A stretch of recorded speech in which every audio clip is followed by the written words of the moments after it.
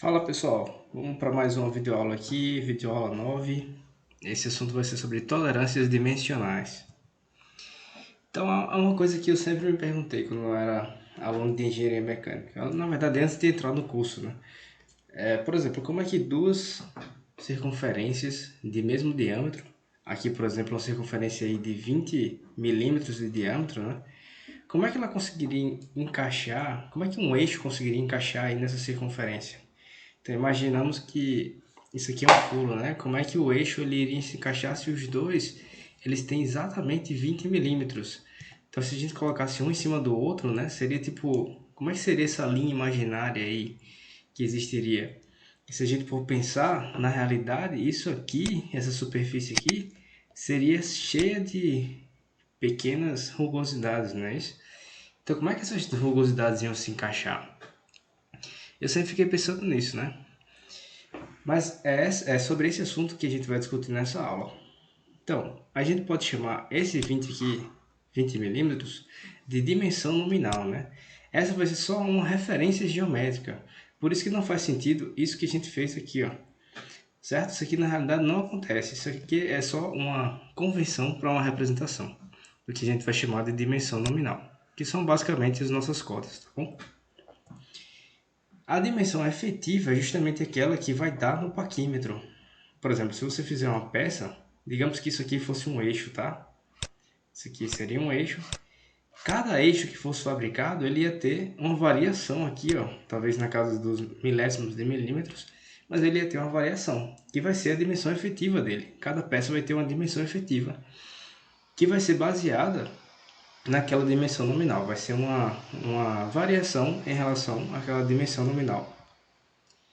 Então vamos entender um pouquinho a terminologia de tolerâncias e ajustes. Basicamente, aqui você vai ter um eixo e aqui um furo, tá bom? Esse aqui é um eixo e aqui é a representação de um furo. O que está em azul é a faixa na qual o meu eixo ele pode variar de uma dimensão mínima até uma dimensão máxima. O que está em azul é justamente a minha tolerância do eixo, certo? Essa aqui é onde o eixo pode variar. E aqui no furo a mesma ideia também, né? A dimensão mínima e a dimensão máxima, só que para o furo. E em verde eu teria a minha tolerância do furo, certo? A minha tolerância então vai ser o quê? Exatamente a faixa onde as minhas dimensões efetivas podem variar, para estar dentro de um parâmetro do projeto, beleza? Quanto à tolerância em si, a gente pode designar também duas nomenclaturas, né? Uma é afastamento, certo? Eu vou chamar de afastamento o quê? Digamos que essa linha zero aqui, ó, ela vai demarcar exatamente nossa dimensão nominal. Dimensão nominal. Beleza? Então, o afastamento ele vai ser justamente a variação do diâmetro, né? No caso aqui do furo, em relação a essa linha zero. No caso aqui, ó, você tem uma distância, um afastamento AI, né, que vai daqui até aqui, certo? Então esse aqui seria um afastamento inferior do nosso furo, e esse aqui é o afastamento superior do nosso furo, certo? Inferior e superior. Isso aqui seria a nossa tolerância. E para o eixo a gente tem a mesma ideia aqui, ó. Aqui estaria a nossa linha zero, né? A dimensão nominal. Aqui o afastamento inferior do nosso eixo e aqui o afastamento superior do nosso eixo. Tá bom? Só para prestar atenção nessas duas nomenclaturas. E aí, nessa situação, de acordo com essas variações, a gente pode ter basicamente três tipos diferentes de ajustes. O que seria o ajuste?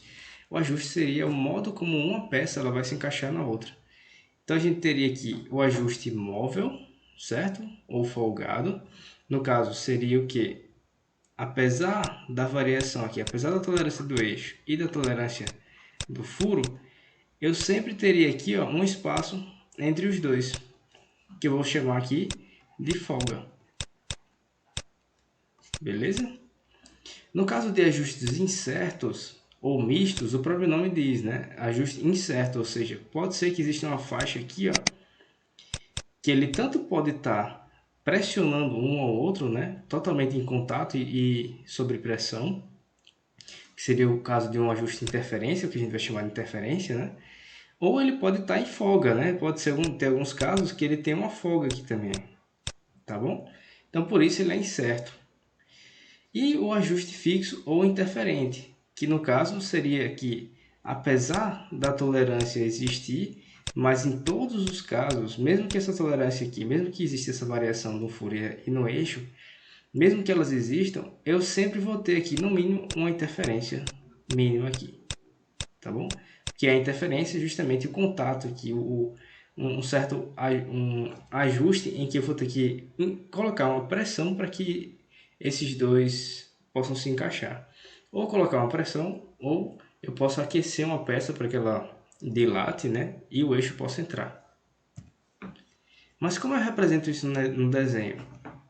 Bem, no desenho a gente vai ter que acrescentar aqui a cota, ao valor nominal da cota, um afastamento superior e um afastamento inferior, certo? Para cada um deles. Então sempre que eu tiver uma tolerância envolvida, eu vou colocar aqui. E percebam que ela é em microns, certo?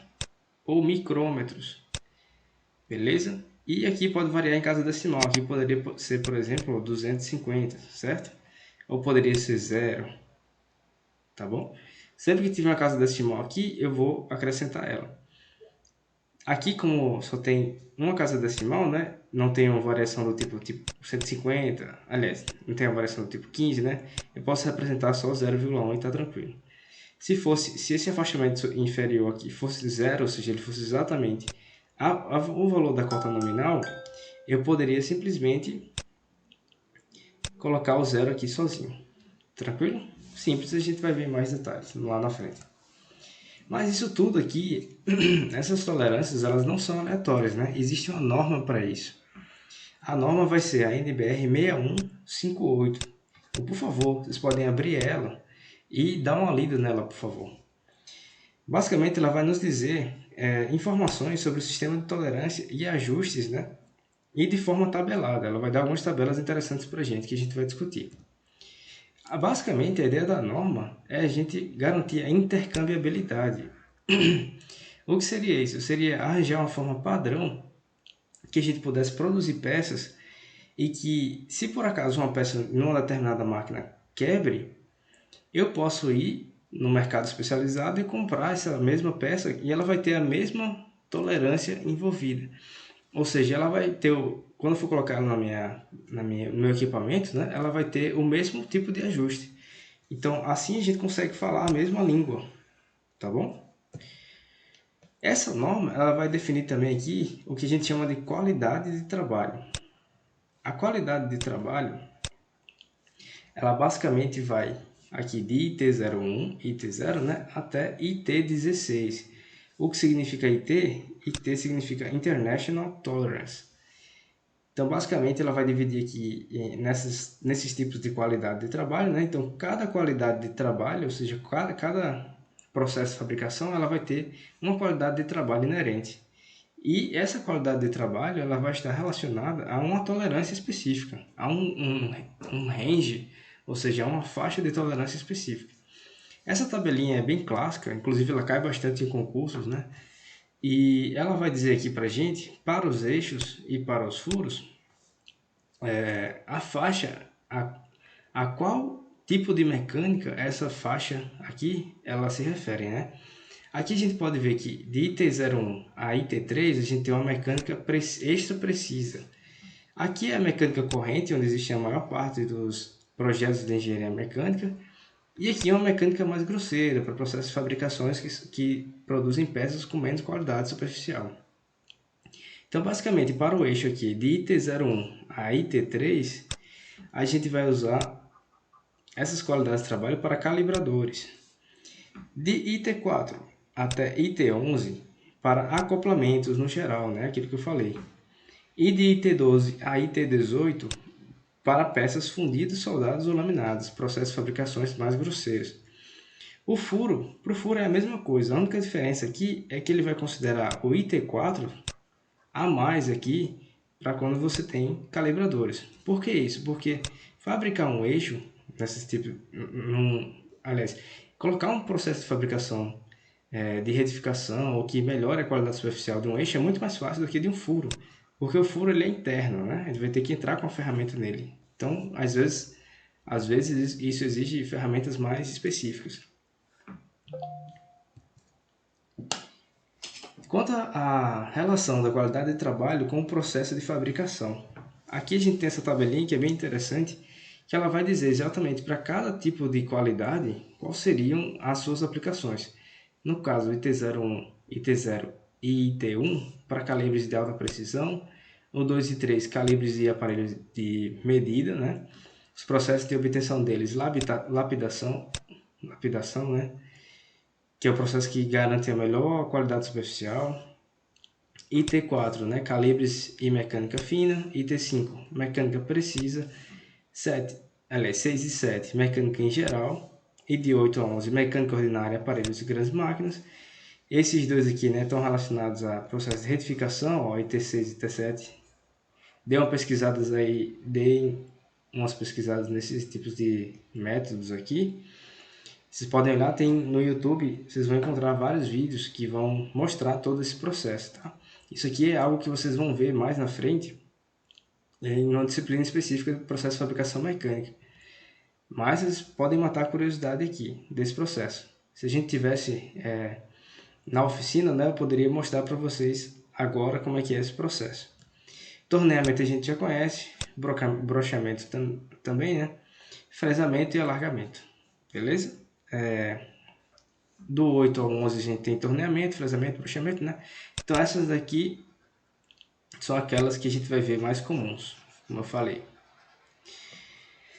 E aí segue, né? Usinagem pesada, peças do IT12 a IT14 e peças laminadas ou forjadas ou fundidas, ó, aqueles processos de fabricação que eu disse que geralmente eles produzem peças com menor qualidade superficial. Então aqui é uma qualidade de trabalho mais grosseira. Então vamos dar uma olhadinha na norma aqui para a gente situar. Aqui está a norma, né?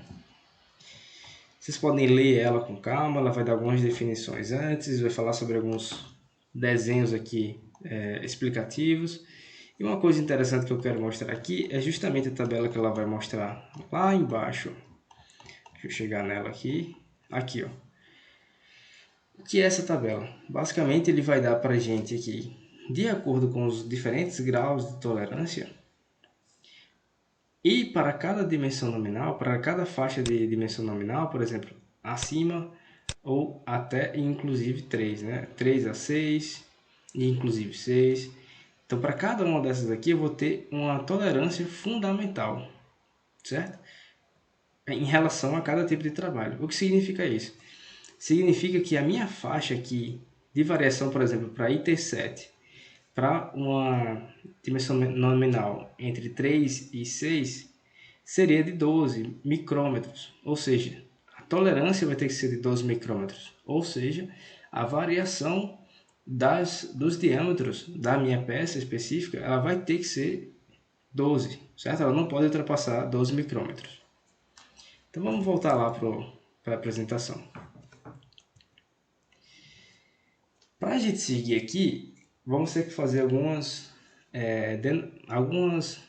denominações de algumas nomenclaturas para esse processo de identificação da tolerância correta para o nosso sistema mecânico. A gente vai ter dois tipos básicos, vai ser o eixo base, certo?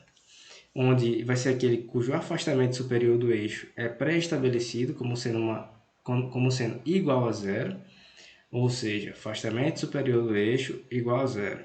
E as dimensões nominal e máxima coincidem. Vamos entender, né? O que a gente falou? Que o afastamento superior do eixo, né? Ou seja, aqui, perdão, ou seja, aqui, ó, o dimensionamento superior é isso aqui, tudo isso aqui, ó. Aqui é a tolerância. Ele vai ser igual a zero, ou seja, ele vai ser coincidente com a linha zero, que é a nossa dimensão nominal. Beleza? Então, para qualquer ajuste, quem vai ter que variar aqui vai ser o nosso furo. O eixo aqui ele vai manter aqui nessa tolerância, nessa faixa de tolerância. Então a gente pode variar o furo para assim a gente conseguir os diferentes ajustes, certo? E vamos conhecer o outro, o sistema furo base, que é um sistema mais comum. Ele vai seguir uma lógica parecida, mas vai ser aquele cujo afastamento inferior do eixo ele é pré-estabelecido como sendo igual a zero, ou seja, igual à dimensão nominal. E as dimensões nominal e mínima coincidem. Então está aqui a linha zero, né? O afastamento inferior aqui do furo, ele vai coincidir com a minha dimensão nominal, certo? Então digamos que essa dimensão aqui fosse um diâmetro de 20, certo? Então aqui meu afastamento inferior seria zero, beleza? Aqui poderia ser qualquer um, x, xx, beleza? Aqui como é que ficaria no caso do eixo? Tomando como base a mesma dimensão 20, né? Aqui o meu afastamento superior seria zero. E aqui poderia variar qualquer coisa, certo? Então furo base e eixo base, tranquilo de entender. Basicamente, o sistema furo base ele é o sistema usualmente utilizado no dia a dia para o acoplamento entre eixos, engrenagens, polias e etc. Pois é mais fácil de usinar uma dimensão externa do que uma dimensão interna. Como eu falei, é mais fácil a gente ter uma precisão e pegar um eixo aqui, ó, pegar esse eixo, passar uma ferramenta aqui específica para a gente melhorar o acabamento superficial ou chegar à dimensão mais correta, do que quando você tem um furo aqui, uma determinada peça, certo? Vamos imaginar aqui um furo, em que eu vou ter que entrar com a ferramenta aqui, ó, e é muito mais difícil usinar essa parte interna. Então, basicamente, como é que vai funcionar o sistema furo base, né? Como eu disse aqui, ó, o afastamento inferior vai ser igual à dimensão nominal e quem vai variar? O eixo, ó, o eixo ele vai variar. Como vocês estão vendo aqui, eu estou marcando com X.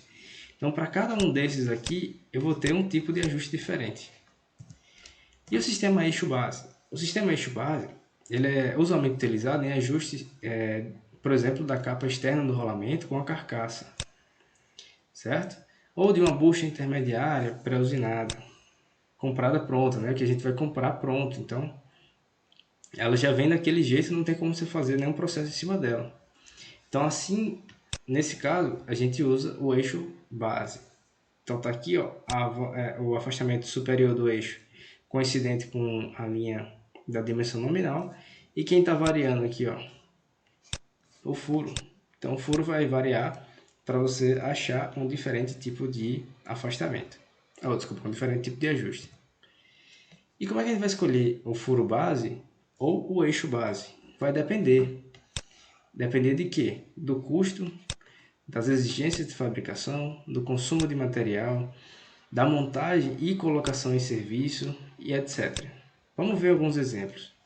Por exemplo, vamos ver esse caso, né? Onde a figura abaixo mostra um conjunto que, por necessidade de projeto, a peça 2, que é essa daqui, né? Que no caso vai ser o pino, deve ser montada na peça 1, que é a cabeça do pistão,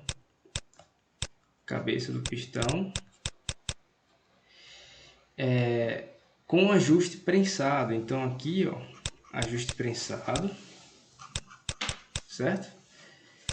E a peça 2 deve ser montada na peça 3, que é a minha biela, ou seja, essa parte aqui, ó, com ajuste de folga. Então folga aqui, folga, e nesses dois cantos aqui eu vou ter ajuste prensado. Então o que a gente teria que fazer? Basicamente, a gente pode simplesmente pegar o eixo aqui e nessas faixas aqui das pontas laterais, quando ele vai ter contato com a cabeça do pistão, a gente pode passar a ferramenta de corte aqui, ou uma retífica, ou qualquer que seja, e colocar ela numa tolerância um pouco maior, de modo a gerar um ajuste prensado. E aqui a dimensão, a tolerância vai ter que ficar um pouco abaixo da tolerância do furo, porque assim a gente conseguiria ter uma folga nessa região, certo? Então o próprio eixo aqui ele seria usinado com partes de tolerâncias diferentes. Então nesse caso ele é um forte indicativo do sistema furo-base, certo? Por quê? Quem vai variar aqui no caso, quem vai variar é o eixo no sistema furo-base, certo? É o eixo que vai variar. O furo não, o furo vai ficar aqui, ó. A gente vai simplesmente se preocupar em fazer os furos nas tolerâncias certas da cabeça do pistão e da biela e vamos ajustar aqui com o pino. Mas vejam esse outro caso, onde a gente tem que fazer um ajuste da pista externa de rolamento com um determinado furo. Então a pista externa aqui ele vai funcionar como um eixo, né? A pista externa do rolamento. Então nesse caso a gente vai usar o eixo base. Por que a gente vai usar o eixo base? Porque basicamente a gente compra o rolamento pronto. Esse rolamento vem com uma qualidade de usinagem já fixa, já pré-fixada. Então a gente vai ter que variar o furo se a gente quiser diferentes ajustes para o nosso encaixe aí entre as duas peças. Beleza? Pode ser um encaixe entre o mancal e o rolamento, por exemplo. E aí que as normas aí, elas criam também o que a gente chama de classes de tolerância, que isso vai ajudar muito, que vai trazer umas santas tabelas para a gente acabar escolhendo um tipo de ajuste ou outro. O que é que ele vai fazer? Ele vai dividir em classes. O que seriam essas classes? Cada uma letra dessa aqui, para os furos A, B, C até ZC, cada letra dessa vai ser uma classe de tolerância. Para os furos, a gente vai fazer elas maiúsculas, né? E para os eixos, a gente vai usar as letras minúsculas. Vamos entender melhor. Nesse caso aqui, a gente tem um exemplo. Tanto para os furos, que a gente tem as letras maiores, certo? Quanto para o eixo. Desculpa. Que a gente tem essas letras menores. O que acontece aqui? Perdão de novo. O que vai acontecer aqui? Imaginem, ó. Aqui é o afastamento, ou seja, a tolerância do eixo. E aqui é a tolerância maior, que é a tolerância do furo. Vamos pegar como caso aqui um furo desse aqui, né? No sistema furo base. Então quem vai variar? Vai ser o eixo. Então se o furo está aqui e o eixo está aqui, ó, por exemplo em G, significa o quê? Que eu vou ter esse espaço aqui de folga. E aqui também, ó. Então tudo que vem aqui para cá, ó, vai ser folga. E tudo que vier para cá vai ser ou ajuste incerto ou prensado, que seria igual a uma interferência, né? Entenderam? Porque a partir de agora eu vou ter o meu eixo aqui na mesma linha de tolerância do meu furo. E se a gente pensasse no sistema eixo base? Era mesmo que, vou apagar aqui, considerar esse daqui como base e variar o furo. Então se eu variar o furo para cá também, ó, eu vou ter folga da mesma forma. E para cá vou ter a interferência. Só para exemplificar aqui, né? Isso aqui seria no sistema furo base, onde a gente estaria aqui variando o tamanho do eixo. O tamanho não, desculpe, a tolerância do eixo. Então, de acordo com a tolerância escolhida, de acordo com cada letra dessa, que é uma faixa específica de tolerância que a gente vai ver, a gente teria diferentes tipos de ajustes. Vamos olhar a norma de novo, só para mostrar aqui a tabelinha para os valores numéricos dos afastamentos fundamentais para eixos, considerando cada classe de tolerância. Temos aqui A, B, C e aí por diante. Ele vai dar aqui o afastamento superior, né? É S para o eixo, esse aqui é para eixos, ó. E essa outra tabela, mais lá embaixo, vai dar aqui para furos, certo? E aqui ela vai dar aqui o afastamento inferior e o afastamento superior para cada um desses casos. O que é que a gente vai fazer? Vamos voltar lá para o slide para entender como é que a gente conseguiria calcular uma determinada tolerância. Vamos verificar o entendimento com um exemplo aqui, ó. Qual seria o afastamento superior e inferior de um furo de diâmetro nominal 100, furo base, né? No caso H6, essa aqui seria a classe de tolerância, e aqui seria o nosso IT, correto? Então vamos ver o IT6. É assim que a gente vai representar, né, quando a gente tem uma tolerância específica. O IT, né, a sigla IT vai ser suprimida, certo? E a gente vai ter aqui o diâmetro nominal, beleza? Aqui a classe, né, como eu já falei aqui, né? E o IT, certo? Só a qualidade mesmo. Essa é a representação de uma tolerância num determinado furo. Então vamos lá para a tabela e vamos olhar qual seriam então os afastamentos aqui, superior e inferior, para um furo de diâmetro 100 do tipo H6. Então vamos olhar aqui para a nossa tabela para identificar qual seria a tolerância, né? A tolerância fundamental da qualidade T6. Vamos deixar aqui T6, né? E qual é o diâmetro do nosso furo? Qual é o diâmetro nominal? É 100. Então tá aqui a faixa dele, de 80 a 120, então seria aqui, né? A gente encontra o quê? 22. O que significa isso? Que a tolerância é de 22. Tá, mas além dele ter uma qualidade IT6 e ter diâmetro de 100, né? Ou seja, uma tolerância de 22, a gente tem o H. O H vai ser na tabelinha lá de furos. Aqui, ó, valor para furos. Então, para furos, vamos procurar aqui. Deixa eu dar um zoom.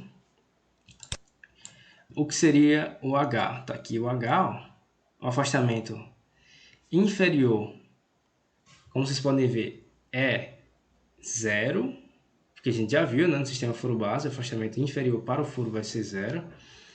Então vamos chegar aqui e procurar a nossa dimensão nominal. Tá aqui, ó, 80, 100. Então, se ele é 0, significa que o afastamento inferior vai ser 0, né? Deixa eu voltar aqui para o slide para desenhar. Significa aqui que se eu tivesse uma cota de 100, o meu afastamento inferior vai ser 0, né? E quem vai ser o superior? Ora, se a tolerância total é igual a 22, então a diferença entre aqui o afastamento superior e o afastamento inferior tem que ser de 22. Ou seja, aqui em cima só pode ser 22 micrômetros também, certo? Então aqui eu achei meu afastamento superior vai ser de 22 e o inferior vai ser de 0. Tá bom? Então só aqui para mostrar. Deixa eu apagar aqui. Ó, o 100H6 é igual a essa representação aqui, ó, de 0 a 22. E a mesma lógica a gente iria fazer para os outros ajustes, tá bom? Aqui só algumas aplicações usuais do sistema furo base. Então, basicamente, ó, para o sistema furo base, onde a gente tem sempre H aqui, ó, justamente porque o H, deixa eu voltar uns slides, se vocês não lembram, ó, ele vai ser justamente aquele que vai representar o sistema ou furo base, né? Nesse caso, ou eixo base. Porque eles estão sempre com os afastamentos relacionados à linha zero. Então, voltando aqui para o 100H6, no furo base, né, a gente vai ter isso aqui. Vamos lá. Para o sistema furo base, nós vamos ter aqui os Hs, né? E os eixos usuais são esses aqui, todos esses que vocês verem, que vocês estão vendo. Então, eu posso ter a combinação H5S4 ou H5R4, mas não existe assim, não é usual uma aplicação em que o meu furo ele vai ser do tipo H5 e o meu eixo vai ser do tipo U5, por exemplo, entendeu? Então, eu só posso fazer uma combinação de furo e eixo como essa daqui que vocês estão vendo, seguindo essa tabela. Vocês podem consultar essas tabelas depois com mais calma. E aqui a gente tem para o sistema eixo base a mesma lógica, sendo que aqui, ó, o eixo base, a gente tem o Hzinho menor. Tranquilo? Aqui são as combinações que a gente pode fazer de eixo e furo. Sendo que, além dessas combinações, né, daqueles 3 tipos de ajustes que eu falei, que é o ajuste com folga, o ajuste incerto e ajuste com interferência, na faixa que existe entre cada um deles, a gente pode considerar alguns tipos de ajustes diferentes, como por exemplo o ajuste livre, né? Ou seja, uma folga, onde a gente pode montar a mão, podendo girar sem esforço. E ele dá aqui, ó, alguns exemplos de combinação entre furo e eixo. H6E7, por exemplo. Beleza? Aqui ele está fazendo para a gente um sistema como se fosse furo base. Tá bom? Como é que seria essa representação aqui? Como é que seria para a gente ter essa mesma folga aqui, esse ajuste livre, para um sistema eixo base? Quem é que vai ser o H, né? Vai ser o eixo agora. No sistema eixo base, o H vai ser o eixo. Qual é a qualidade aqui de que era o furo? Que era quem era a base antes, né? É 6. Então aqui tem 6. E agora o nosso furo, que é o maiúsculo, né? Ele tinha o quê? Ele vai ter que ter a qualidade que era do eixo anteriormente. Então aqui, para o sistema furo base, a gente teria esse ajuste aqui. E aqui, para o sistema eixo base, tá bom? O de baixo aqui. Só apagar aqui. E a gente tem também aqui, ó, para vários tipos de mecânica, né? Para extra precisa, para mecânica média e mecânica ordinária, certo? Para vários tipos de qualidades diferentes. A gente tem também o rotativo, com montagem à mão com facilidade, como por exemplo para buchas, né? Que mais? A gente tem o deslizante, onde você pode fazer uma montagem com a mão com leve pressão. Deslizante justo, no caso a montagem à mão, porém necessitando algum esforço. Aderente forçado leve, né? Você vai ter que usar um martelo pelo menos para conseguir. E o forçado duro, uma montagem com auxílio de martelo pesado. E aqui segue um pouquinho com mais alguns exemplos. Com o último aqui, no caso, você só vai conseguir uma interferência tão grande que você só vai conseguir com uma montagem a pressão com auxílio ou de uma prensa, né? Ou de um balancinho, ou por dilatação. Ou seja, você vai ter que esquentar uma das peças para que ou uma encolha e a outra dilate, para que depois que a temperatura normalizar, você tenha um encaixe perfeito entre elas, tá bom? Então, só para ver se ficou mais claro, eu vou explicar de novo. Para cada tipo de ajuste desse, a gente teria uma recomendação aqui, ó, de ajuste, onde a gente teria uma tolerância para o furo de H7 e aqui para o eixo de G6, para ter um ajuste deslizante. Qualquer coisa vocês anotam as dúvidas e a gente discute direitinho depois. E a cotagem, professor? Como é que fica a cotagem? A cotagem ela vai ser exatamente como a gente mostrou antes aqui, ó. Tem duas formas de a gente fazer. Por exemplo, eu posso representar o diâmetro 30 na tolerância H7 dessa forma assim, simplesmente colocando o H7, né? Como eu já falei, essa daqui é a nossa classe e essa daqui é o IT, né? A qualidade, né? Só que a gente suprime o IT e deixa só o valor da qualidade. Ou a gente pode representar com os afastamentos superior e os afastamentos inferior. Isso aqui é intercambiável. O 30H7 é igual a 30 com superior de 21 e inferior 0. E o 30M6 também aqui, ó, é equivalente a essa representação aqui. Então a gente pode escolher tanto uma representação na cotagem quanto a outra. Mas professor, para todas as cotas eu vou ter que fazer isso? Todas as cotas eu vou ter que sair olhando as tabelas, ver qual é o ajuste necessário? Não, não necessariamente. Por quê? Porque existe uma outra norma que que vai ser muito útil para a gente, que é a norma para tolerâncias gerais. É o que a gente vai chamar de tolerância geral. A tolerância geral ela é dada pela norma NBR ISO 2768, essa aqui é a parte 1 dessa norma, né?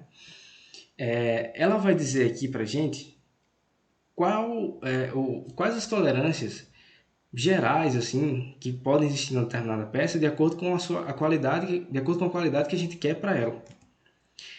Então, eu vou só abrir ela aqui para a gente dar uma olhadinha. Ó, aqui vocês vão ler ela, tá bom? Eu quero que vocês leiam essa norma bem direitinho. Basicamente, ela vai dar a parte mais importante dela aqui também, ó, vai ser essa tabelinha aqui, onde a gente vai ter que escolher uma classe de tolerância, ó, para uma mecânica fina, né? Ou média, ou grosso, ou muito grosseiro, né? Então, para cada dimensão nominal, a gente vai ter aqui uma tolerância admissível em relação àquela cota, certo? Ou mais 0,05, nesse caso aqui, né? Pegar como exemplo fino, ou mais 0,05 para cima, ou mais 0,5 para baixo, ou uma variação que não passe de 0,05, seja qual for a combinação de afastamento superior ou inferior dela. Beleza, voltando para o slide. Como é que a gente vai representar isso, então?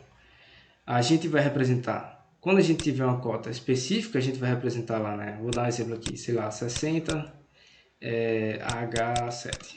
Um furo lá específico. Vai ter essa cota aqui e para o desenho em geral, a gente vai respeitar a norma NBR 2768. Então, dentro da legenda, a gente vai ter aquele espaço lá para a tolerância geral. Então, a partir de agora, a gente vai conseguir preencher ele, ó. E o que é que a gente vai colocar? Qual é a regra? A regra é utilizar o nome da norma, NBR ISO 2768, e aqui, ó, traço M. O que é esse M? Justamente a designação aqui, ó, M, tá bom? Para a qualidade média. Então a gente vai ter aqui esses afastamentos. Só um detalhe que eu esqueci, né? Aqui a gente tem para raios externos e altura de chanfros. E aqui também para... Espera aí, só um minuto. Afastamentos admissíveis lineares, né? E aqui para cantos quebrados. Também temos aqui também para dimensões angulares. Pronto. Era isso que eu queria mostrar aqui. A gente também vai ter uma tabela para cada tipo. No caso, né, a pessoa que vai executar o desenho, que vai fabricar a peça, ela vai ter que olhar essas tabelas para conseguir ver se as medidas estão dentro desses padrões. E pessoal, o que a gente tinha para falar sobre isso era... Feche aqui, né? E anotem suas dúvidas, vamos discutir sobre esse assunto e fazer alguns exercícios para praticar. Beleza? Até mais!